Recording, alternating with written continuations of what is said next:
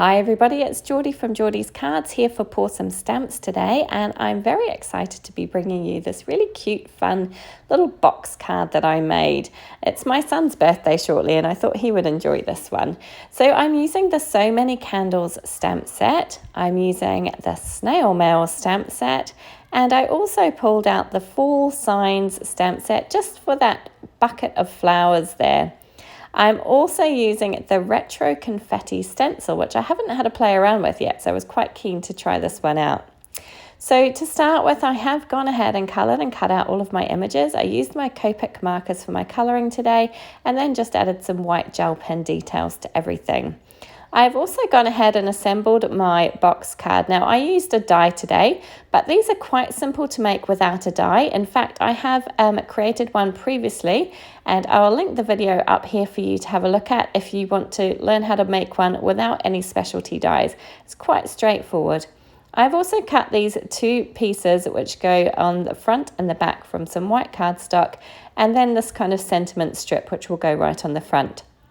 So for that white piece, this is one of the pieces, I cut this from some Bristol smooth cardstock, and I'm going to use the Retro Confetti stencil on top of this. Now I'm going to do something a little bit different with this stencil today. So I decided to try using a number of different inks, different colours, and just this tiny little blending brush. It's not really a blending brush, it's actually a makeup brush that I bought at my local supermarket. So I'm using a pink, a green, a purple and a yellow ink. I'm using Concord and 9th. This one is Honeysuckle, but you can use whatever inks you have in your stash. And I just thought that this would be kind of fun to try out, to use lots of different colours on the stencil. So once I'd added all of my pink, I went in there with the purple. This one is Eggplant, and it's really juicy, this one. This ink kind of went everywhere, but I think it worked out okay. It wasn't perfect. You probably need to be a little bit steadier handed than I was to get it exactly perfect, but I think it turned out kind of nice in the end. I liked the look that it gave. So in between each application of colour, I'm just removing the stencil from the background, wiping it off with a damp cloth and drying it again with some paper towel, and then just placing it back over in the same spot. It's pretty easy to line up each time. And I just continued that with each colour. So now I'm going in with this gorgeous Clover ink. This is a lovely kind of brightish deep green. And yeah, just trying to be relatively careful about where I dab that ink on. As I say, I didn't get it perfect. It did kind of jump into other areas where I didn't exactly want it, but on the whole, I think it turned out okay, and I just thought that this was a fun way to try and use the stencil today.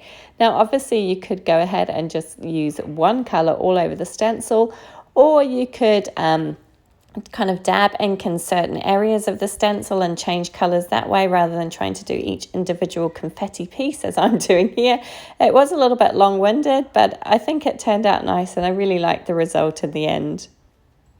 So once I'd finished up with the green, I pulled out this yellow. This one is Buttercup, I believe.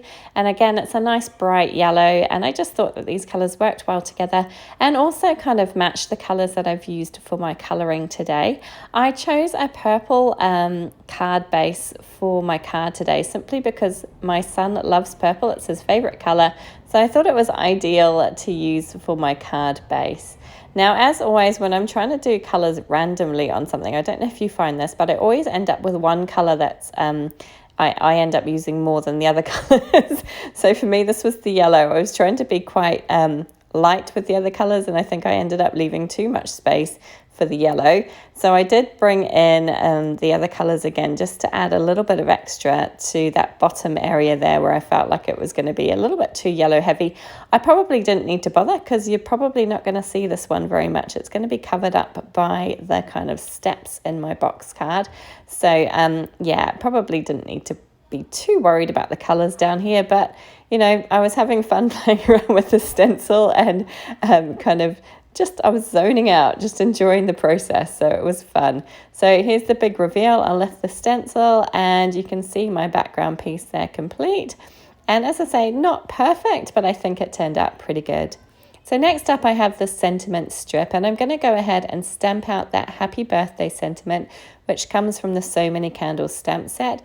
I'm using my Versafine ink for this. This is a nice crisp black ink, and I'm trying to center it up. I didn't actually get it perfect, but with these scripty sentiments, I don't think it's too bad, but I decided just to add a little bit of extra on there. So there are these little confetti pieces which come in that So Many Candles stamp set, and I just decided to stamp those at either end of my sentiment as well. Now I stamped them out in the Eggplant ink that I used for my confetti stencil pieces, and then I just decided to colour them in with my Copic markers. So I'm using the same colours that I used for the images that I had already coloured. So I've got some pinks which were the same colour as my flowers. I've got green which I'd used on the little present that I coloured in. I've got yellow which I also used on the flowers and on one of my snails, and then purple which I used on one of my snails too. So I just thought that added a little bit of extra interest to the sentiment. So once I'd finished with that, it was just a case of attaching everything down onto my box card. So I'm just using liquid glue to attach everything down. I'm starting with that sentiment panel, and I am trying to line it up and center it up. I always have trouble with this. I ended up finding it a little bit easier to fold it flat and do it that way, and I think I got it pretty well centered. Maybe not perfect, but it's pretty good. I'm then going to go ahead with that back panel piece that I had stenciled on, and I'm going to attach that down to the back, and this just leaves a nice little border all the way around, and just I think it just creates a really cool little background. I love that stencil. I'm definitely going to be using this one again. It was lots and lots of fun. So now I'm just trying to figure out where my images are going to go, and I decided to pop that cake in behind that last step on my card there. I wanted it not to sit up too high. It's just slightly higher than the edge of the box card, but I figured that was okay. Next up I have these two little flower tubs, and I'm going to put one on that middle step and then one at the front, which is going to go behind the sentiment strip. So you can make these box cards as full as you want. You can add more steps if you want. I just added 3. I find that 3 is kind of like the magic number. I can fit plenty of images in without it looking too crowded, and I've got plenty of real estate to work with. But you can add more or less, whatever works for you. Now I'm just playing around with my snails and trying to figure out where I'm going to put them. So I decided to pop that yellow one in the front and the purpley coloured one in the middle. Just kind of decided to push them over towards the right hand side, but not so that he's tucked behind those flowers. I still want to be able to see him. And then my little yellow one is going to go right at the front, just behind that sentiment. Now all that's left are the 2 little images that I have, which is the present and the little envelope. So I wanted it to look like these little snails were off to a garden party, because obviously they live in the garden.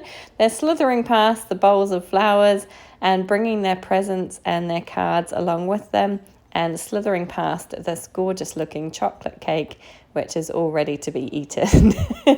So that's the front of my card complete. And now with that final white piece, I'm just going to attach that to the back.